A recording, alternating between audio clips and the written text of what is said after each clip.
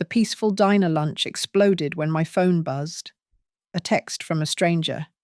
He knows everything. Run before he acts. I looked at my son, sitting across from me, and he smiled a smile I no longer recognized.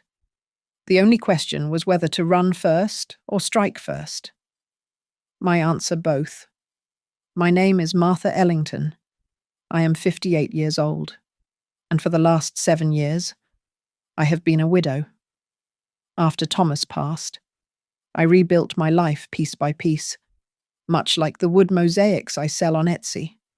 Red Hollow, Colorado, became my sanctuary, the place where I could be just Martha, the artisan, not just the grieving wife.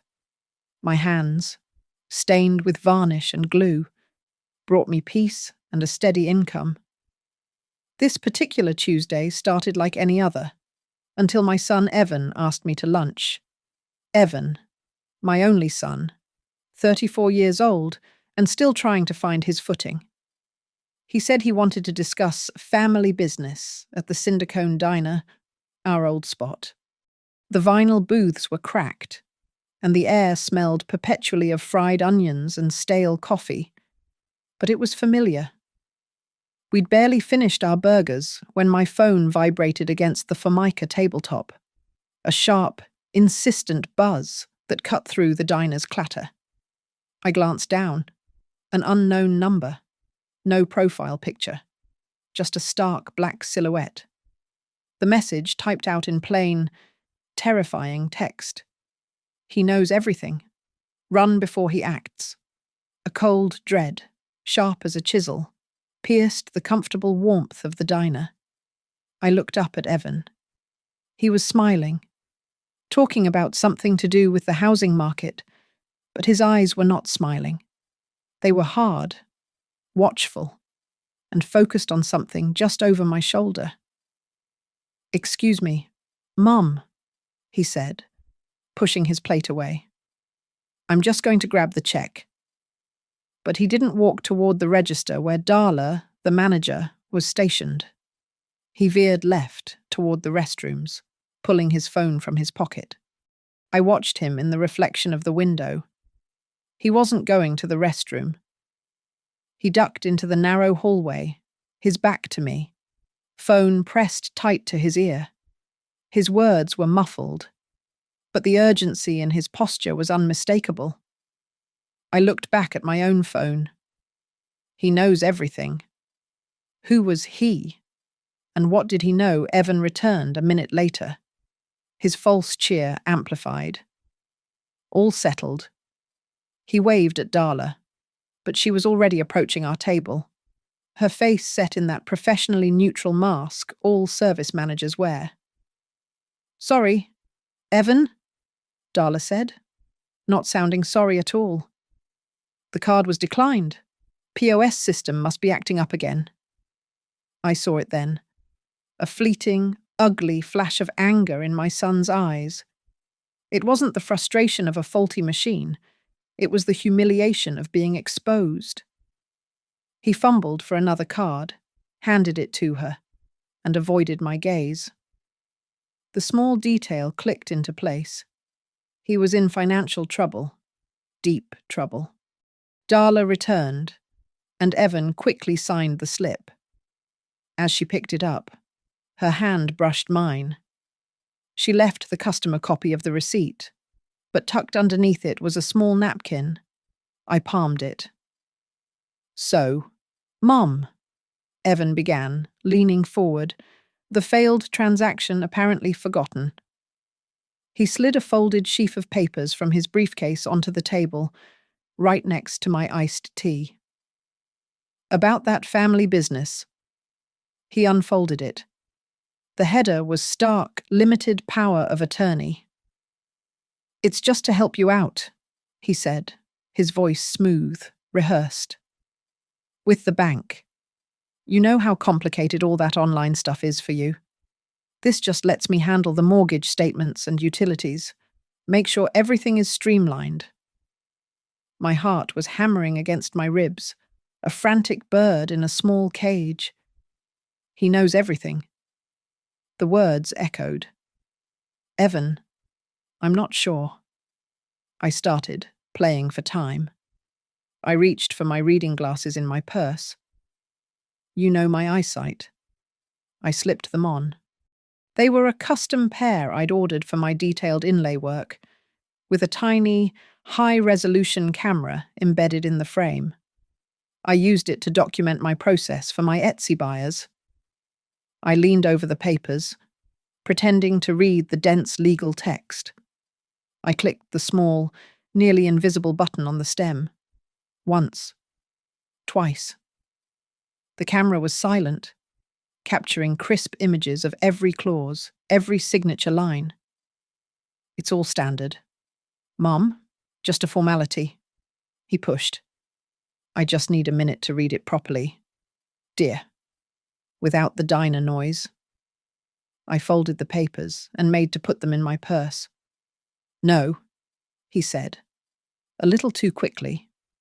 He placed his hand on mine. It's better if we sign it here. I even brought a notary. I looked up, scanning the diner. There was no notary, just a few locals finishing their pie. Darla chose that moment to swing by, refilling my water. She placed the glass down and, with a deft movement, swiped my copy of the bill. When she set it back down, there was a pencil-scrawled note on the back. Call me if it feels wrong. Our eyes met for a half-second. Darla had known me for 20 years. She had seen Evan grow up. She knew. I'm not signing anything today. Evan, I said, my voice quiet but firm. I tucked the papers into my bag before he could protest. I'll have my lawyer look at it. Thomas always told me to have a lawyer look at everything. The smile vanished completely. Mum, you don't need a lawyer. I'm your son. And that's why you'll understand, I said, sliding out of the booth. I left a $20 bill on the table for Darla. I have to get back to the workshop. I walked out, my back straight, feeling his eyes on me. The bell above the diner door jingled, announcing my exit to the quiet street. A black SUV was parked across the road, engine idling.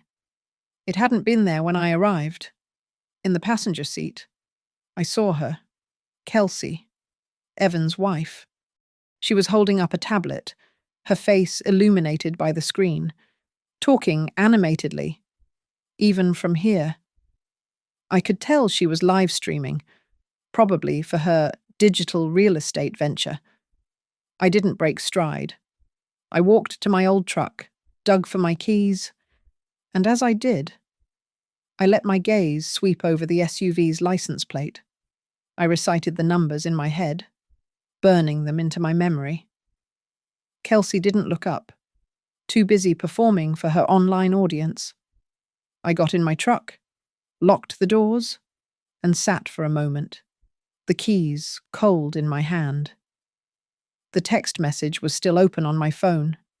They weren't just in trouble. They were trying to pull me into it with them. They wanted my house. The house Thomas and I built.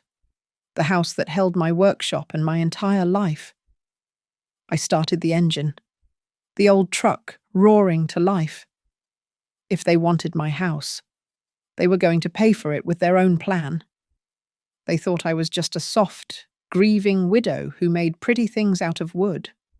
They forgot I was the one who ran the books for Thomas's construction company for 30 years. They forgot who I was. I drove home from the Cindercone, the power of attorney papers feeling like a physical weight on the passenger seat. My truck rounded the last bend, and there it was, my house. The A-frame on Juniper Ridge. It's not a large place, but it's solid, built of cedar and glass, looking out over the valley. After Thomas died, I took the savings we had carefully built over 30 years and bought this house outright. No mortgage, no lien. It was the one piece of solid ground I had left. I pulled into the driveway. my gaze landing on the detached garage. That's my workshop. I call it the White Star Atelier, a name that sounds grander than it is, but my customers on Etsy like it. Inside, the scent of walnut and cedar oil is my air, my band saw, my lathes, my collection of rare wood veneers. This is where I built my independence. My custom inlay boxes and intricate mosaic tabletops pay my bills. They are my work, my hands, my life. This house, this workshop. They are my fortress. And I had invited the enemy inside. It started 2 years ago, Evan and Kelsey, with my granddaughter Nora in tow, showed up with suitcases and a story. Their lease was up, and their new digital real estate startup was just about to take off. They just needed a place to land for a little while. 6 months. Tops. That was the promise. Kelsey, always vibrating with a restless, sharp energy, immediately set about optimizing my space. It began in the kitchen. My kitchen. The one Thomas and I had designed with its warm oak cabinets and butcher block counters. One weekend, while I was at a craft fair in Boulder, I came home to find it transformed.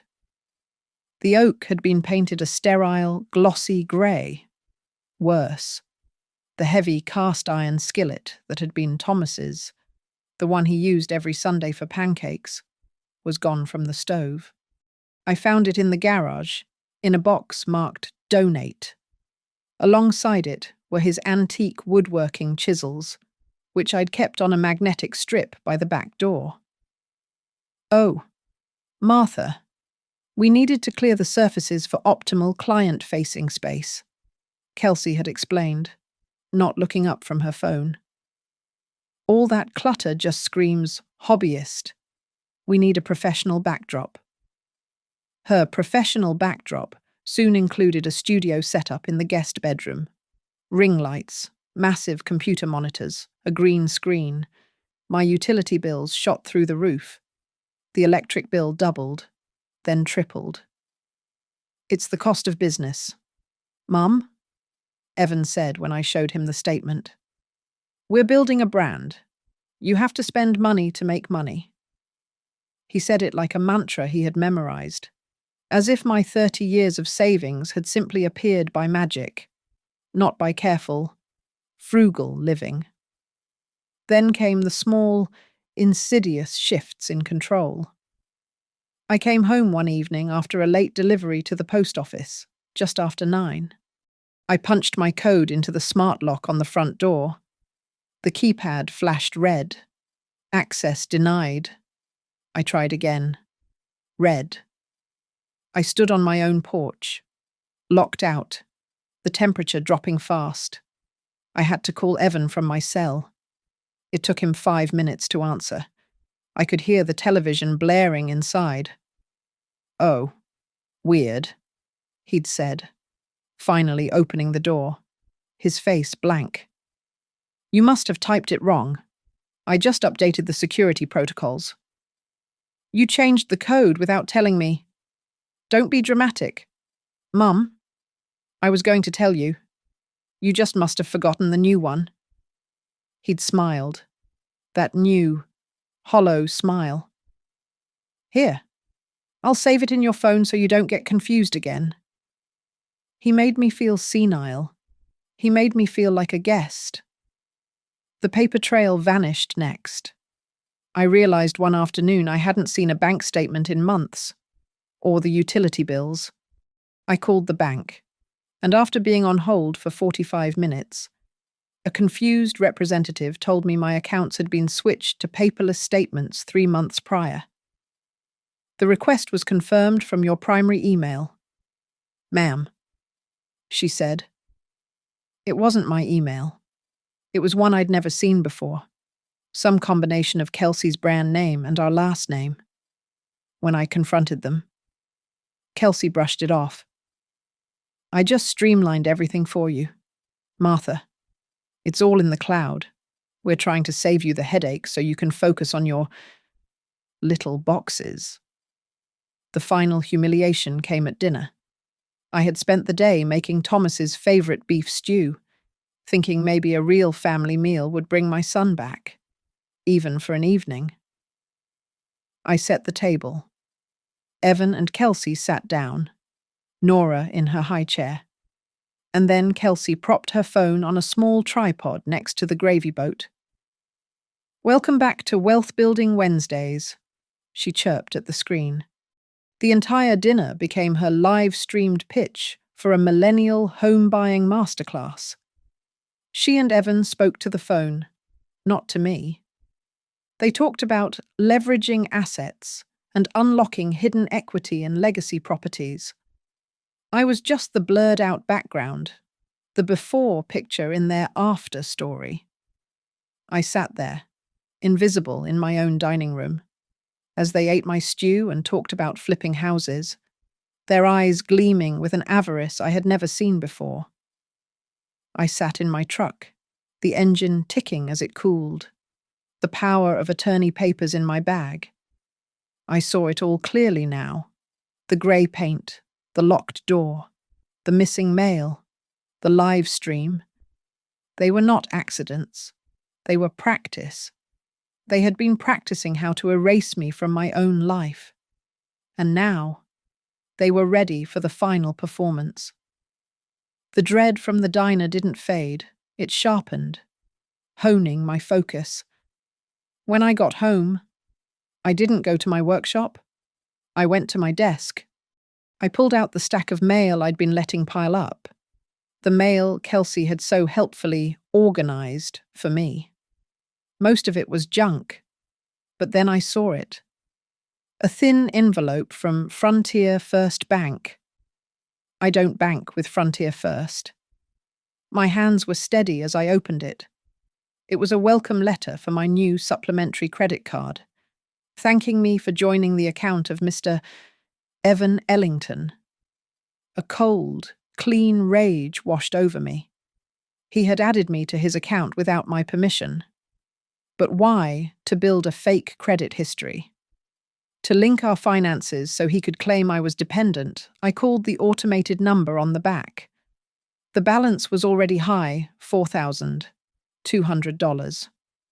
As I was on the phone, my cell buzzed. A new text. This time from a secure server. It read, "Please confirm your identity by signing the attached POA scan and texting it back to secure portal." A scanned signature. The diner. Evan's urgency. Kelsey's live stream. It was a coordinated attack. That evening, Evan came into the kitchen while I was washing dishes. He was trying to act normal, as if the disastrous lunch hadn't happened. "Hey, Mom," he said, leaning against the counter, that false, bright tone back in his voice. "I've been thinking, that POA is too complicated. I have a much better idea." I just kept scrubbing the pan, my knuckles white. "You know, this house is a lot for you to manage. The equity is just sitting here." He continued. "Kelsey and I were thinking we should set up the Ellington Trust, a real family fund. You just sell, say, one half of your ownership into the trust, and we manage it for you. It protects you, and it builds for Nora's future. Sell one half of my house." The words hung in the air, antiseptic and vile. "I'll think about it," I said, my voice flat. "Great. I'll have Kelsey draw up the LLC paperwork." He said it. LLC, not trust. He'd slipped. He was in such a hurry he'd used the real word. "You mean the trust paperwork?" I said, turning to look at him. His eyes darted away. "Right. The trust. Ellingreen. It's our family name, Green. You know, for the future." That night, I tried to check the Ring doorbell. I wanted to see who had been on my porch. When I opened the app, a new screen popped up. You do not have administrative privileges for this device. I had been demoted from owner to guest, and when I tried to view the history, it was blank. No events recorded. Every file, every visitor, every late-night delivery, erased. The next morning, the mail carrier handed me a package, one of my own, a custom mosaic I'd shipped to a client in Oregon. A bright red sticker was plastered across the label, "Return to sender," address mismatch. That's odd. Martha, my mailman said your seller address was invalid. I went inside and logged into my Etsy dashboard. My shipped from address, the one I had used for 7 years, had been changed from Juniper Ridge to a P.O. box I didn't recognize. Someone was actively sabotaging my business, my one source of income independent of this house. I felt the walls closing in. I needed to think. I went to the garage, my workshop, my safe place. The smell of sawdust and shellac always calmed me. I flicked on the light, and there, on my workbench, half hidden under a tarp, was a stack of glossy printouts. I pulled one out. My blood ran cold. It was a professional real estate flyer. The main photo was my house, my A-frame, my cedar siding, my porch. But the address was wrong. It was listed as number 24, not 42. At the top, a logo, Elling Green Homes. Beneath the picture, the text read, "Open house this Saturday." A stunning, fully renovated property ready for its next chapter. A must-see. I heard a tapping on the garage's side door. It was my neighbour, Mr. Voss, an old retiree who walked his dog at the same time every day. "Morning, Martha," he called out. "Finally decided to sell. Eh?" I gripped the flyer, my back to him. "What do you mean? Mr. Voss. Saw those fellows on your roof last week, measuring. Told me it was for a pre-sale inspection. Good for you? This market is hot. Get while the getting's good. I say. Surveyors. On my roof? While I was inside, working." I thanked him, and he ambled off. I stood in the silence of my workshop, the lie made tangible, printed in full colour. They weren't just planning, they were acting. The open house was for this Saturday. My phone buzzed in my pocket. I pulled it out, my hands shaking now, not from fear, but from a deep, seismic fury. It was the same unknown number as before. A new message. "Don't sign anything. He owes dangerous people." The first message had been a warning. This one was a plea. The person sending this wasn't just trying to help me. They were afraid. They knew about the POA. They knew about the debt. They were caught in it, too. And they were terrified of my son. My fury was a cold, quiet thing. It cleared my head. I went not to my workshop, but to the guest bedroom, Kelsey and Evan's studio, in the back of the closet, under a pile of Nora's old baby blankets, was a box of Evan's discarded electronics. I pulled out his old iPad, the one he'd replaced last Christmas. My heart hammered. I pressed the home button. The screen lit up. He had never wiped it. He had never logged out of his iCloud. It was the kind of sloppy mistake a man drowning in debt makes. His entire digital life. Synced. I went to the photo library first. It was filled with pictures of Nora, but also screenshots, photos of documents. My eyes landed on one from 2 weeks ago.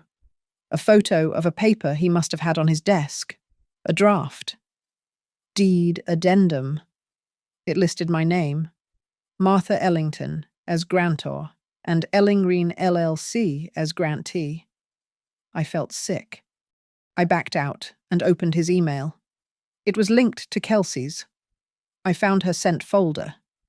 There it was. An email sent just yesterday to a Summit Title and Escrow. The subject line was Juniper Ridge Property. The message was brief, arrogant. Hi, just following up on our call. Will the scanned signature from my mother-in-law be sufficient to proceed? We are on an accelerated timeline. A scanned signature. The text message I'd received earlier, asking for a scan, flashed in my mind. They were trying multiple angles, hoping one would work. I closed the email and opened the Shared Files app. There was a single spreadsheet pinned to the top, titled Runway. It wasn't a business plan. It was a ledger of their desperation. My son's desperation. Line after line of debt. MGM Online. Caesars Sportsbook. Capital One, over limit. And then, a final, terrifying entry. Highlighted in red, Rafe Protection. The amount next to it made me stop breathing. $42,700. This wasn't just gambling. This was a shark. He owes dangerous people. I knew the timeline was urgent. I checked the synced Google Calendar, Kelsey's calendar. It was color-coded and packed. I clicked on this coming Saturday. There it was. A 3-hour block at 3 p.m. The title, Pre-List Walkthrough. The location. My home address. The open house flyer was real. I felt a chill, despite the heat of my anger. I went back to the studio. This time. I looked through the drawers of the desk they had set up. Underneath a pile of ring light adapters and microphone cables, I found a small, black USB flash drive. I took it to my workshop, to the old laptop I use only for my inlay design software, the one I keep offline. I plugged it in. The drive contained a folder labeled BTS, short for behind the scenes. It was full of video clips, outtakes from Kelsey's live streams. But one was different. It wasn't for her audience. The camera was shaky, and Kelsey was holding a glass of wine, speaking to Evan, who was off camera. "It's a flawless funnel, baby," she was saying, her voice giddy. "The LLC protects us from the debt, and the trust absorbs the asset. We use her equity to pay Rafe. It's genius. By the time the old woman figures out what she signed, the house will be sold, and we'll be in Costa Rica. She'll have nowhere to go." I saved the file, as if summoned. My phone buzzed on the workbench. The unknown number. "This is Noah Pike. I was Evan's partner on the Ellingreen deal. I'm out. He's in too deep. He used fake asset valuation letters to get a bridge loan from Rafe. He told Rafe you were in hospice and that he had full control. Rafe knows he lied. He's coming for the house, not the money. Get out. He's not just your son anymore. He's a liability." I didn't panic. I didn't run. I photographed every document on the iPad screen with my own phone. I copied the video from the flash drive. I screenshotted the spreadsheet and the emails. I uploaded every single file to a brand new, secure cloud account, one they knew nothing about, under a name that wasn't mine. Then I copied everything onto a duplicate USB drive. I put it in my pocket, walked out of my workshop, and drove straight to the Cindercone diner. It was late. Darla was counting the register. I put the flash drive on the counter. "Darla," I said, my voice low and steady. "I need you to put this in your safe. Do not give it to anyone unless it's me. If I don't come back for it, give it to the police." She looked at the drive, then at my face. She didn't ask a single question. She just nodded, picked it up, and walked to the back office. The next morning, I wasn't at my workbench. I was in a stark, quiet office in downtown Denver. The name on the frosted glass door read Sloan Vega, Esq, Elder Law and Asset Protection. Sloan Vega was a woman who looked to be in her late 40s, with hair pulled back so tightly it seemed to sharpen her features. She didn't offer sympathy. She offered a cup of black coffee and listened. I laid it all out. The text messages from Noah, the photos from Evan's iPad, the video from the flash drive, the open house flyer, the power of attorney. I spoke for 20 minutes without interruption. When I finished, Sloane steepled her fingers. Well, Mrs. Ellington, your son and daughter-in-law are not just greedy, they are sloppy, and they are committing multiple felonies. That's a good combination for us. Her voice was as cold and precise as a scalpel. I liked her immediately. They have a pre-list walkthrough scheduled for Saturday at 3 p.m., I said. Sloane nodded, already scribbling on a legal pad. Then we have work to do. My fee is $500 an hour. I expect this will be expensive, but I will be billing them for it, not you. When we're finished, here is our three-pronged plan. She held up one finger. First, we revoke all access, physical, digital, and financial. We sever the arteries. Today, a second finger. Second, we freeze any potential transaction. We put a legal and financial wall around your property so high they can't climb it. The open house will not be happening. A third finger. Third, we secure the chain of evidence and prepare the counter-offensive. That's the quiet title petition and the temporary restraining order. I left her office feeling like I had an iron spine. My first call was to a locksmith, not a modern security consultant, but an old-timer named Sal, who still believed in deadbolts. He was at my house within an hour. He ripped out the smart lock and replaced it with a heavy, unhackable, mechanical lock. He changed every keyhole on the property, including the garage. I paid him in cash and took all 3 copies of the new keys.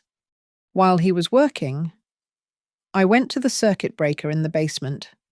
I flipped the switch for the guest bedroom, the one labeled Studio. The power to the ring lights, the computers, and the live streaming setup was cut. They wouldn't be able to film their own eviction. My next call was to Frontier First Bank. I was routed through 3 departments until I got a fraud specialist. I was polite, but firm. I am Martha Ellington. There is a supplementary card on account number. I gave her the details. I did not authorize this card. I have never banked with you. I am filing a police report for identity theft, and I am placing a fraud alert on my name, effective immediately. Furthermore, I want a note on all my files at every credit bureau that no new account, loan, or power of attorney is to be authorized without my physical presence and a wet signature. Is that clear? It was. Next. I followed Sloane's advice and made the hardest call, to Adult Protective Services. I didn't file it as a criminal complaint. Not yet. Sloane had been specific. I filed it as a request for consultation regarding financial exploitation by a family member. This created an official paper trail, a record of a pattern of behavior, without yet escalating it to a point where Evan might be arrested before our trap was set. Then, I hired an independent auditor, a crisp woman Sloane recommended. Her job to go through the last 2 years of my utility bills and bank statements. They will try to claim they contributed to the home's value with their studio. Sloane had warned. We will show they were a utility drain, not an investment. That evening, I did the last thing. I went to an electronics store and bought a micro recorder. the kind journalists use. I read the Colorado statutes Sloan had printed for me. Colorado is a one-party consent state for recording, but I wasn't taking chances. I plugged it in under the kitchen island, where they held all their strategy sessions. Then I went to the craft store. I bought a small, tasteful brass-plated sign. I hung it right by the front door, next to the alarm system keypad. It read, "These premises are monitored by audio and video recording." It was legal, and I knew they would never even notice it. I emailed Sloan a photo of the sign. Her reply was one word, perfect. She emailed me a draft of the temporary restraining order and the quiet title petition. It was a beautiful, brutal document. It listed, in excruciating detail, every single action they had taken, from the changed email to the Elling-Green LLC to the fake open house. It petitioned the court to affirm my sole and total ownership and to restrain Evan and Kelsey from coming within 500 feet of the property. My final move was for Summit, Title, and Escrow. I called their main number, using the most confused, elderly-sounding voice I could muster. "Oh, hello," I said. "This is Martha Ellington. My son, Evan, said you were handling some paperwork for my house. I'm afraid I've lost the papers he gave me. I just want to make sure I'm doing the right thing. Could I possibly come in tomorrow to verify things?" The woman on the other end was sympathetic. "Of course, Mrs. Ellington. We can absolutely walk you through the closing documents." We set an appointment, 10 a.m. Friday. I emailed Sloan. She replied, "I'll be there, and I'll bring a court reporter." It was no longer a verification. It was a deposition. The day after my meeting with Sloan, I called Evan. I made my voice sound frail, shaky, and defeated. "Evan," I said, putting a small cough into it. I'm so tired. You were right. It's all too much for me." I heard him sigh on the other end, a quick, impatient sound he tried to cover up. "It's okay. Mom, I told you I'd help." "I know, dear. I have that paper you gave me. The limited power one. I'll sign it. I just want this all to be over." "That's great. Mom," he said, his voice instantly brighter, energized by the kill.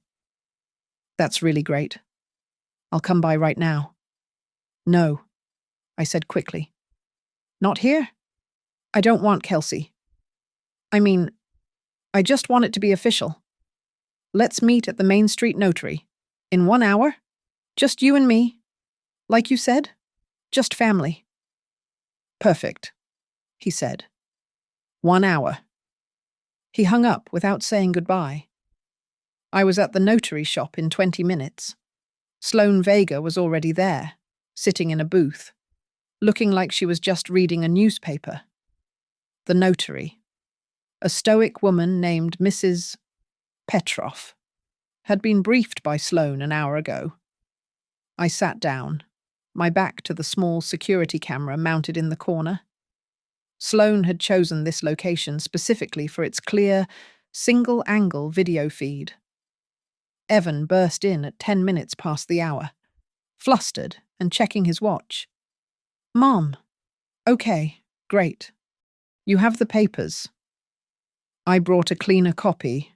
"Evan," Sloan said, standing up and stepping forward. Her voice was pure business. "Your mother's copy had a coffee stain on it. She asked me to join her, just to make sure she was protected." Evan's eyes narrowed. "Who are you?" "Sloan Vega. I'm your mother's attorney," Sloan said, extending a hand he ignored. She smiled, a thin, sharp smile. "Don't worry, I've reviewed the documents you proposed. Far too complex." She placed a single, fresh sheet of paper on the notary's desk. This is much simpler. It's a revocation of any and all prior powers of attorney, real or implied, and a firm declaration of your mother's sole authority. Just to clear the decks before we proceed with any new plan. Of course. Evan glanced at the paper. He saw the words, Power of Attorney and Martha Ellington in the header. He saw a signature line at the bottom. He was in a hurry. He was closing the deal. Yeah, fine, whatever. Clears the decks. Good, he said, snatching a pen from the counter. You'll need to sign as witnessed and acknowledged, Sloane said smoothly. Evan scribbled his name on the line Sloane pointed to. He didn't read a single word of the text. And Mrs. Ellington? Mrs., Petrov said, pushing the document to me. I signed my name, my hand perfectly steady. Mrs. Petrov took the paper, checked our IDs, and with a heavy, satisfying thud, embossed it with her official seal. She logged it in her book. Sloane took the original. Thank you. Evan, you've been a great help, Sloane said, sliding the document into her briefcase. The camera in the corner had captured it all, his signature, his acknowledgement, the stamp. It was golden, right on cue. The shop door opened. It was Kelsey. She was wearing a blinding white pantsuit, and she was not alone. She had a nervous-looking man with a briefcase beside her. What's taking so long? Evan, she snapped, then saw Sloane. Her face soured. Who is this? Martha's attorney? Evan said, looking confused. It's fine. I signed the revocation. You what? Kelsey hissed. Evan, our notary is here. The real papers. Sloane stepped forward. Oh, you're a notary? She asked the man, who flinched. Excellent. I'm always networking. May I see your registration number? I'd love to look you up in the state database. The man turned pale. I left my card in the car. I'm sure you did, Sloane said, turning her gaze to Kelsey. Fraudulent notarization is a third-degree felony in Colorado. Kelsey's phone buzzed. She ignored it. My phone buzzed in my pocket. I looked at it. A text from Darla. Martha, someone is pounding open house signs into your lawn right now. I showed the screen to Sloane. She simply nodded, as if I'd just told her the time. It was a pleasure. All, Sloane said, pulling out her own phone. But we have to go. As we walked to the door, I saw her press a single button on her screen.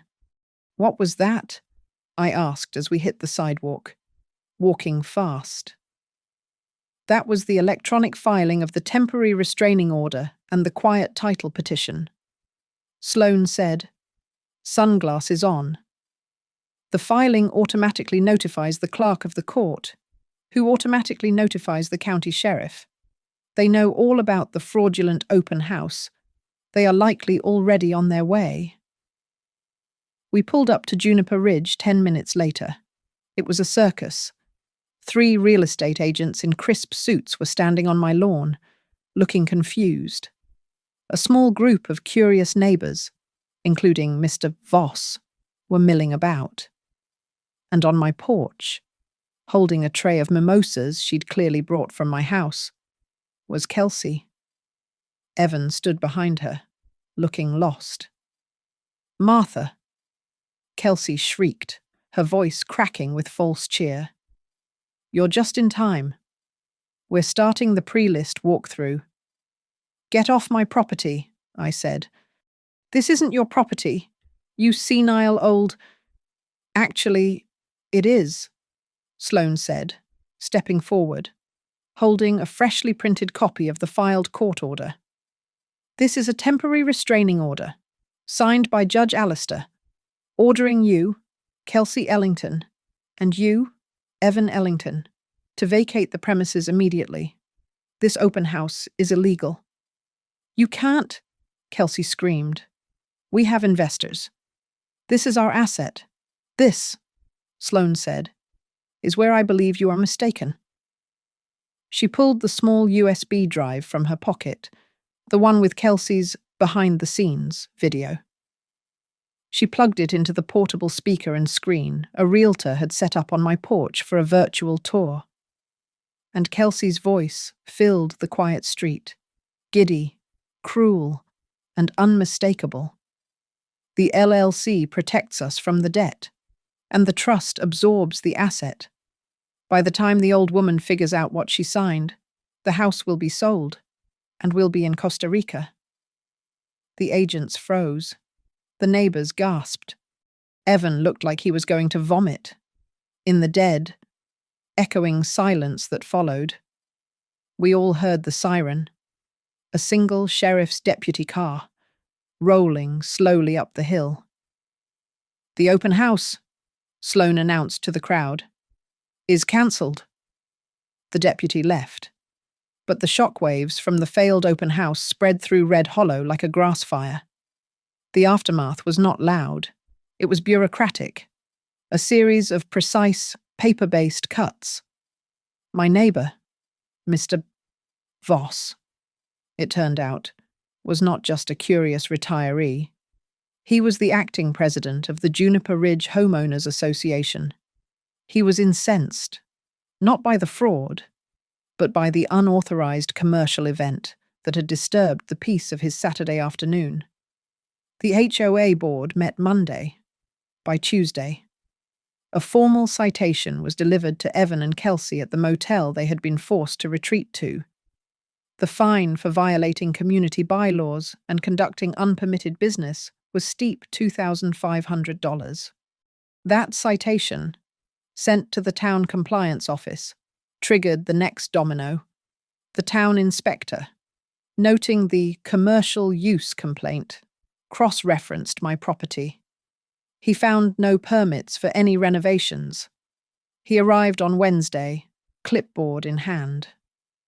He took one look at the guest bedroom, by then stripped of their computers, but still bearing the scars of their studio, the shoddy wiring, the overloaded circuits, the holes punched for cable routing. He issued a formal notice of violation. The entire conversion was illegal. It all had to be torn out and restored to original condition before the house could ever be listed for sale, or even be considered compliant. Kelsey, in a move of spectacular arrogance, tried to file an insurance claim to cover the cost of the restoration.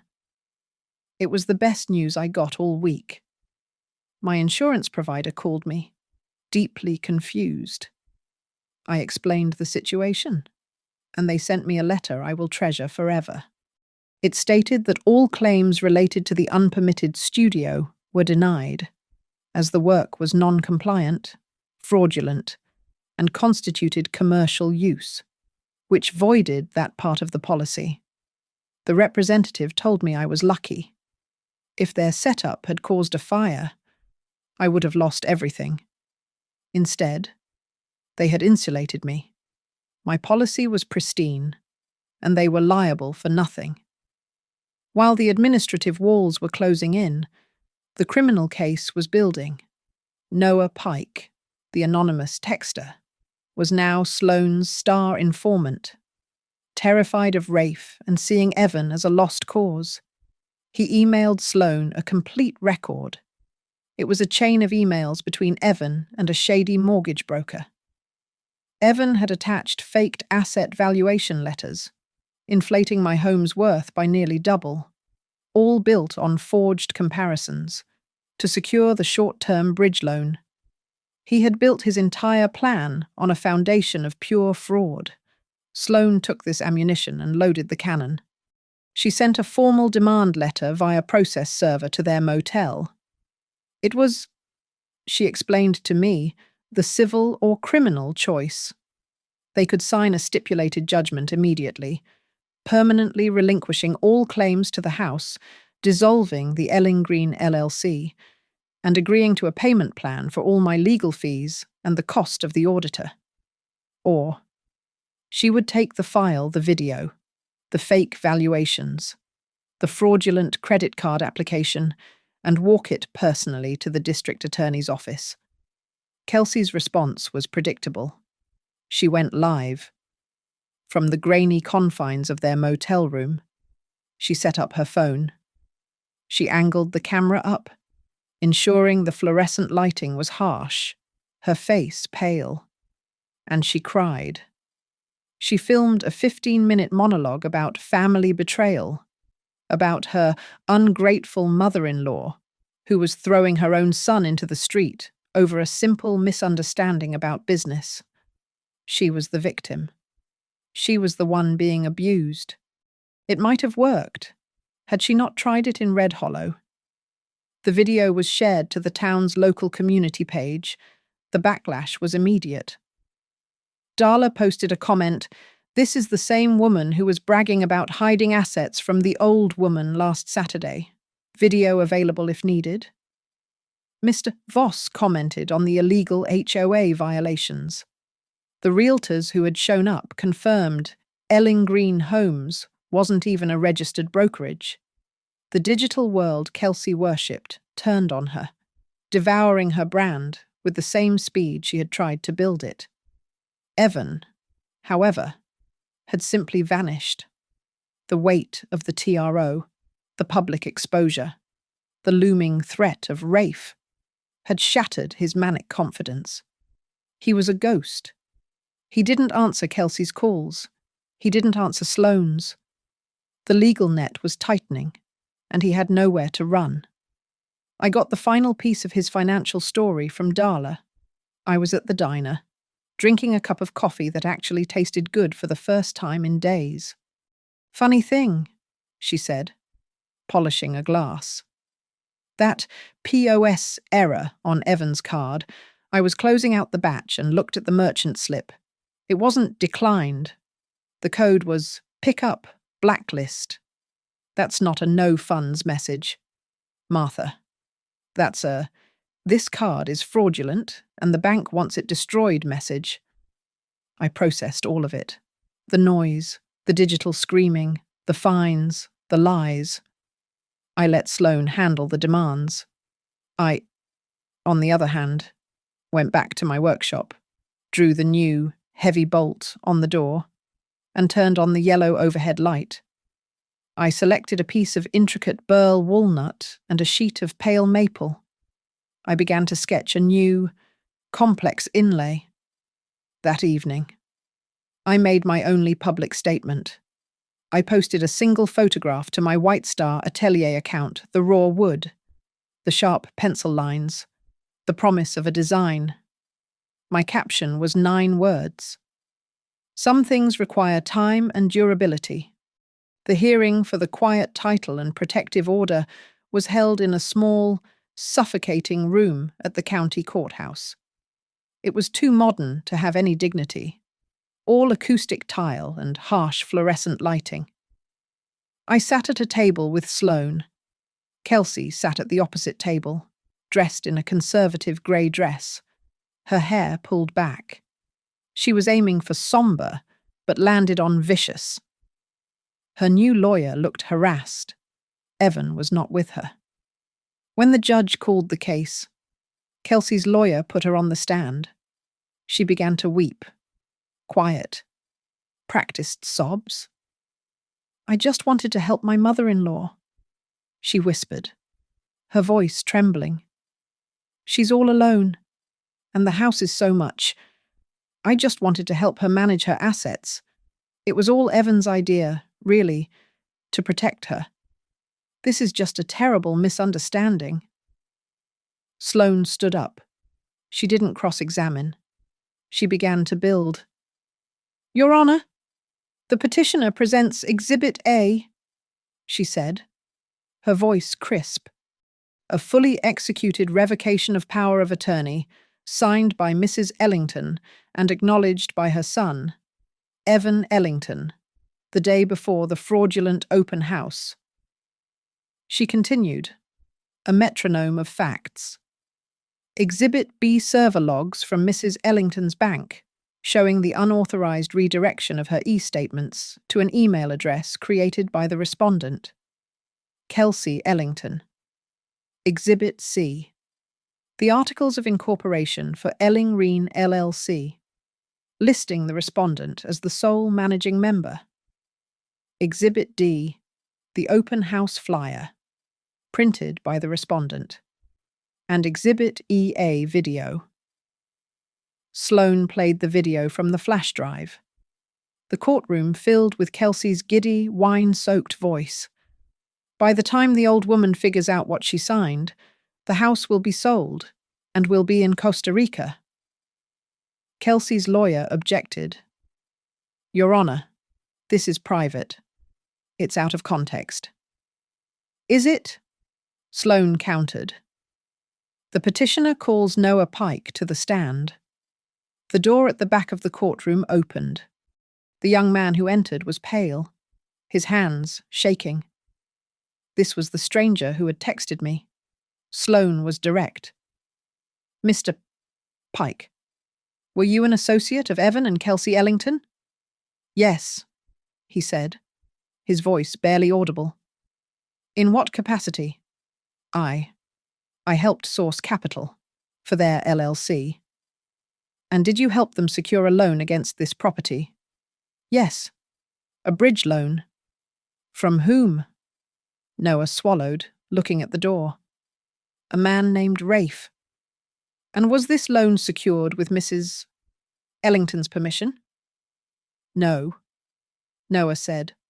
Faster now. Evan told Rafe his mother was in hospice and that he had full power of attorney. He used fake asset valuations to get the money. Kelsey's lawyer shot to his feet. Objection. This witness is an accomplice to the very fraud he's describing. That's the twist, Your Honor, Noah said, turning to the judge, desperation in his eyes. I admit it. I took a 10% commission for finding the capital.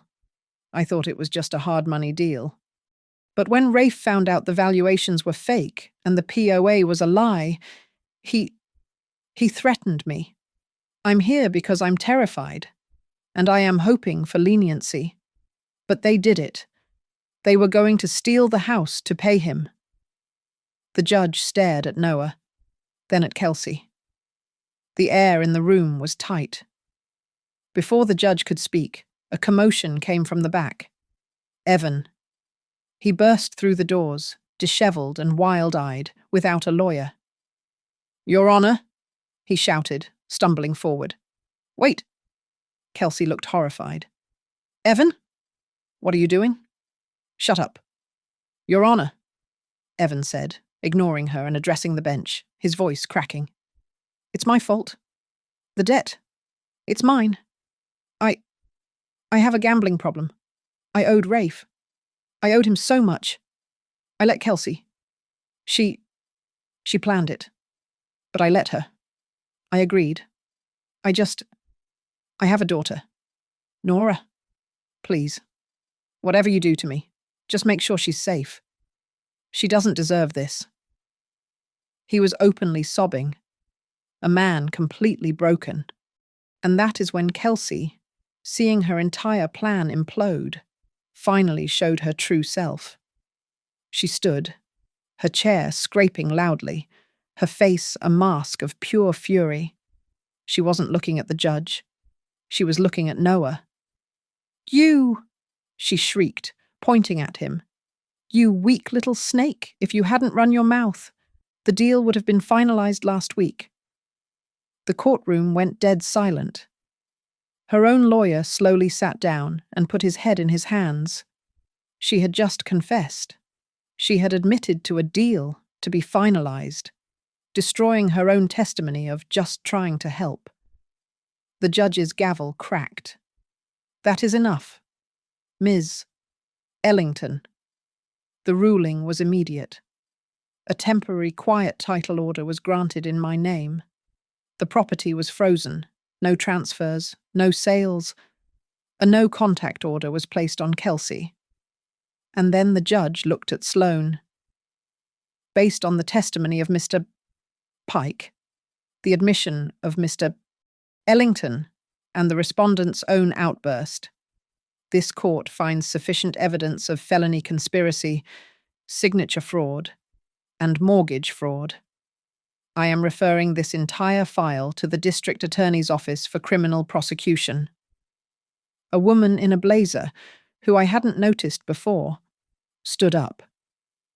Your Honor, Child Protective Services notes that the child, Nora, is not in immediate physical danger, but given the admitted criminal activity and instability, we recommend a temporary plan of supervised visitation only, pending the outcome of the criminal case.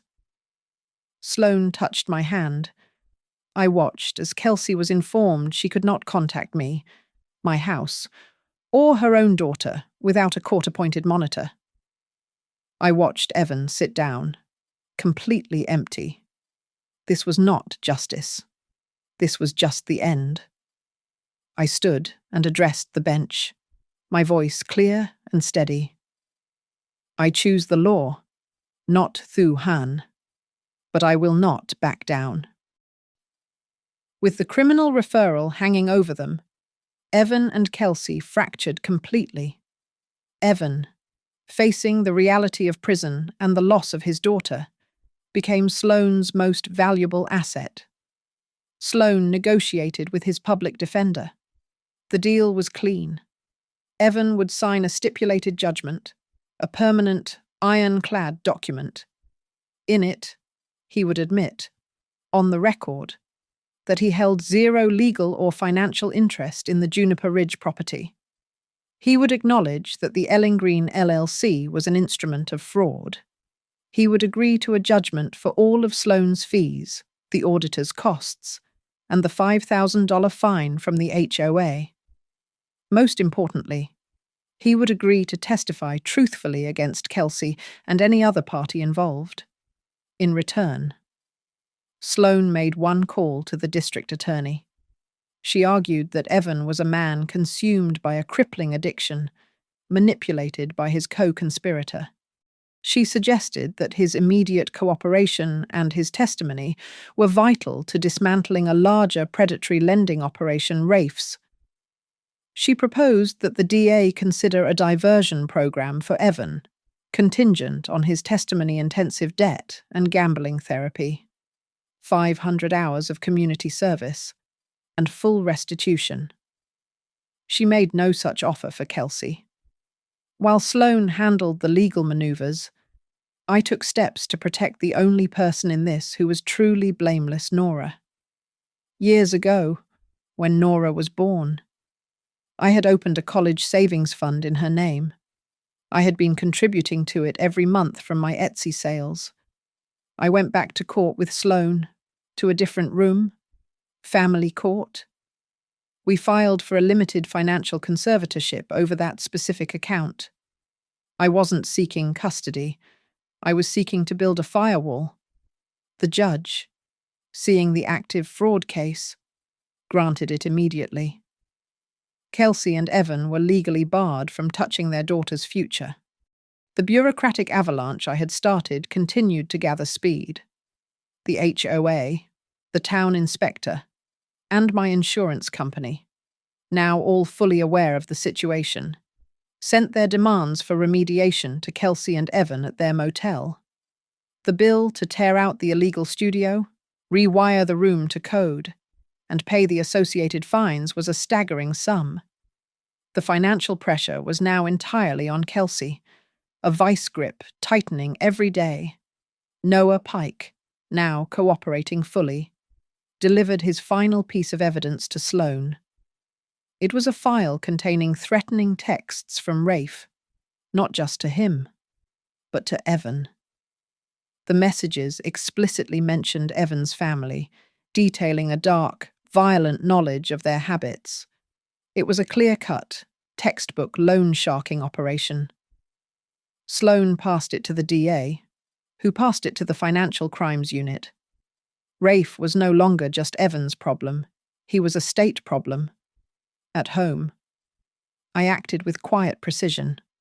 I had the locks changed again, this time to high-security Medico deadbolts. I hired an electrician to come in, rip out the circuit breaker for the studio, and place its entire electrical system on a separate, firewalled panel that I controlled. Then, I spent 2 days taking inventory. I photographed every piece of furniture, every tool in my workshop, every valuable veneer.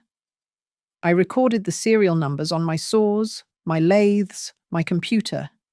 Every asset was documented, time-stamped, and uploaded to my new, secure cloud. My house was no longer just a home, it was a fortress, and I had a manifest. In the midst of this, my work saved me. The owner of the new Crimson Hearth Inn, a boutique hotel opening in Aspen, had seen my work in a gallery. They placed a massive order, 20 inlaid bar tables, and a 5-foot mosaic for their lobby. The deposit alone was enough to cover all of Sloane's fees twice over. It was a rush job, but it was legitimate, cash-on-delivery work. I was not the old woman they'd tried to create. I was a solvent, successful artisan. One afternoon, as I was cutting a piece of abalone, there was a knock on the workshop door. It was Evan. He looked thin, grey.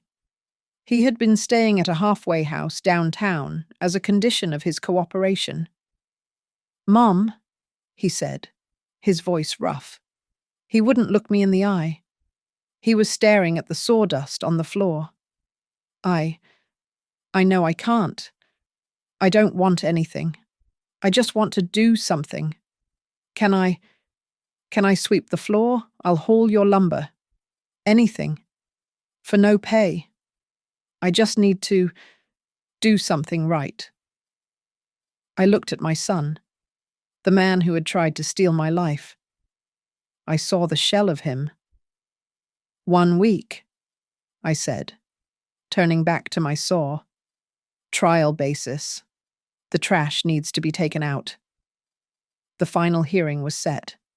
Kelsey had fired her lawyer and hired a new one, a notorious bulldog from Denver. Her new lawyer filed a motion, hinting at bombshell evidence that would fully exonerate his client and expose the conspiracy against her. It was a threat, a desperate, last-ditch attempt to muddy the water. Sloane was unbothered. Let him bark. We have the video, the confession, and your son. The night before the hearing, my phone buzzed.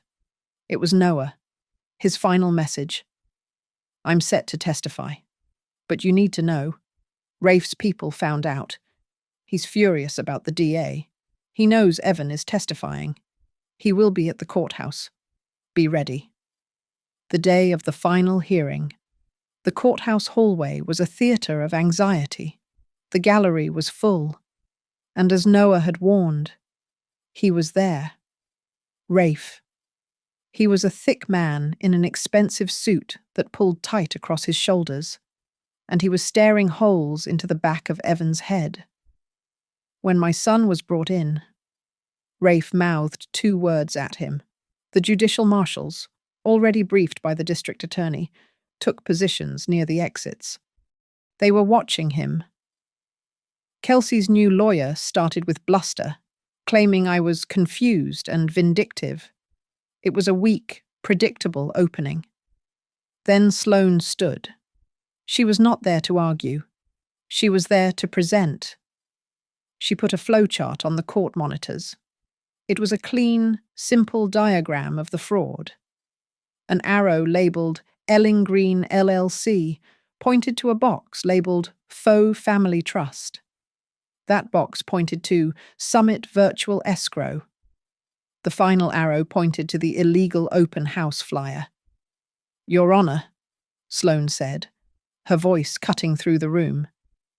This is not a family misunderstanding.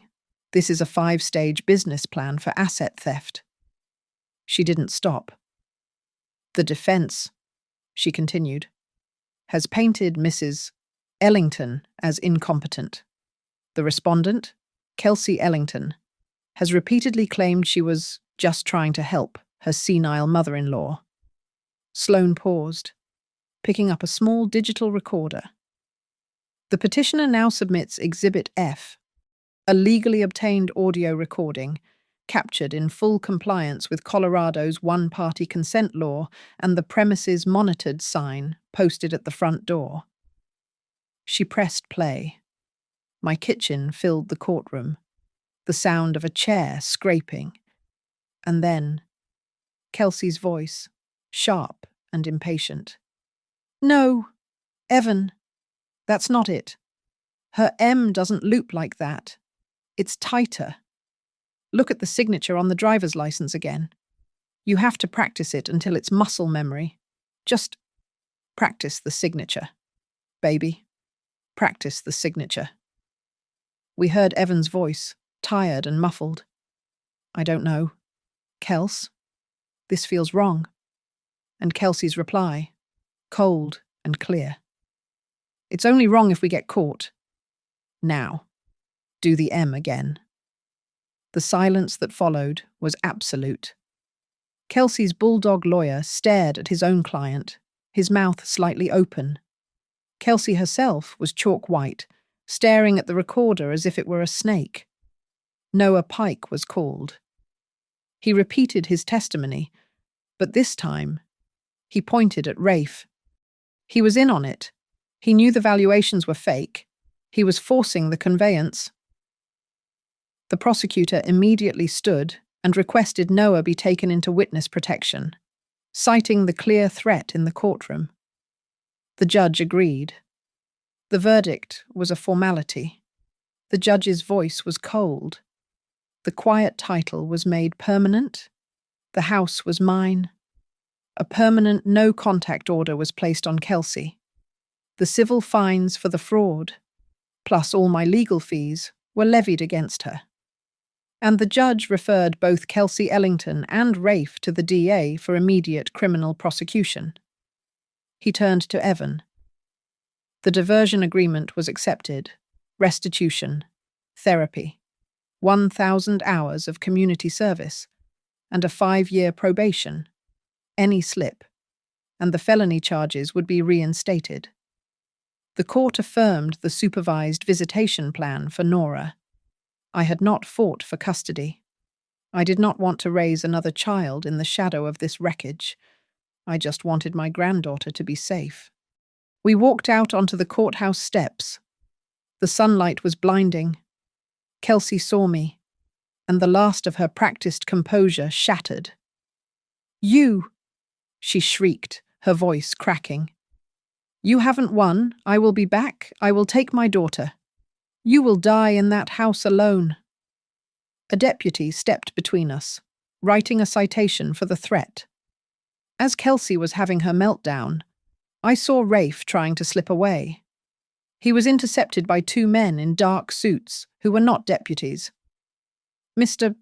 Rafe," one of them said, flashing a badge. "Financial crimes. We have some questions about your lending practices." They didn't ask him to come. They escorted him. It was all noise. The screams, the cameras, the sirens. It faded. I stood on the steps, the heavy oak doors closing behind me. In my hand, I held the final, embossed judgment. My name, my house, one, and the same. I didn't watch them go. I went to my truck. I drove home. I walked through my front door, the new, heavy deadbolt clicking shut behind me. I went to my workshop. The air smelled of cedar and sawdust. I flipped on the warm, yellow overhead light. I looked at the new, massive order from the Crimson Hearth Inn. I picked up a perfect, dark slab of walnut and placed it on the workbench. I picked up my pencil. "They wanted me to run," I said, my voice quiet in the peaceful room. I did run, straight ahead, and I didn't look back. Thank you so much for listening to this story.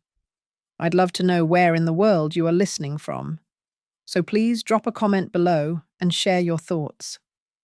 Don't forget to subscribe to Lily Revenge Stories, like this video, and give it that extra boost by hitting the hype button so more people can hear this story.